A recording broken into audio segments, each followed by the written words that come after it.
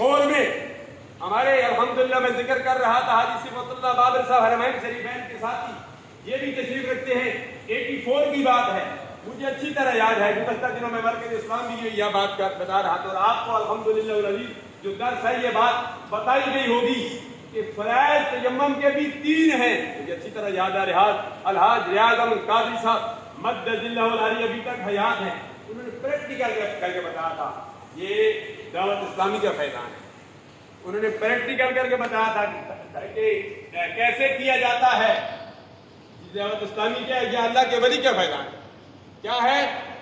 ابو الولاد شیخ طریقت محمد الیاس قاضی صاحب دامر کاتب اللہ کے ولی. اور وہ اللہ کے ولی جو یہ کام کر رہے ہیں دعوت اسلامی یہ قائد ملت اسلامی علامہ امام شاہ دورانی علیہ رحمۃ کا فیضان ہے. اور یہ سن 1981 میں بنی. 84 میں مجھے اچھی طرح یاد ہے. انہوں نے پریکٹیکل کر کے بتایا کہ تیمم کے 3 فرائض ہیں اور تیمم کیسے کیا جاتا ہے. آپ کو بتایا ہوگا. میں سمجھتا ہوں اللہ کے ولی کا فیضان آپ تک پہنچانے کے لیے میں بھی پریکٹیکل کر کے آپ کو بتا دوں کہ تیمم کیسے کیا جاتا ہے. تیمم کے 3 فرائض ہیں. پہلا فرض یہ ہے میں نیت کرتا ہوں باقی حاصل کرنے کے لیے. نیت تیمم میں فرض ہے. تو نیت تیمم میں فرض ہے. نیت کرنے کے بعد دوسرا فرض یہ ہے کہ آپ نے دونوں ہاتھوں کو زمین پر مارنا ہے جہاں مٹی لگی ہوئی ہے دری وغیرہ پر مارنا ہے اور آپ نے اپنے چہرے پر پھیر لینا ہے. اینک وغیرہ اتار دینی ہے. تیسرا فرض یہ ہے آپ نے اپنی کونیوں کو پیچھے کر دینا ہے. انگوٹھی اتار لینی ہے. گھڑی اتار لینی ہے. باؤں بہنوں کے لیے چوڑیاں اتار لینی ہے. تیسرا فرض یہ ہے کہ پھر اسی جگہ پر یہ جہاں پہلے آپ نے ہاتھ مارا تھا پھر دوبارہ دوسری جگہ نہیں مارنا ہے. وہاں ہی مارنا ہے کہ دوسری جگہ ماریں گے تیمم نہیں ہوگا.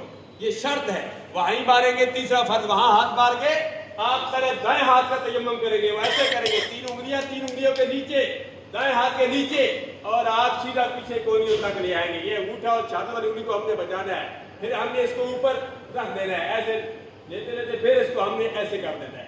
یہ پریکٹیکل. پھر بائیں ہاتھ کے ایسے کرتے ہوئے یہ سیدھا آپ لے جائیں گے. پھر یہ لے جائیں گے. یہ غسل یہ تیمم کے 3 فرائض ہو گئے. امید ہے کہ آپ کے ذہن میں آ گئے. یہ بھی اللہ کے ولیوں کا فیضان ہے.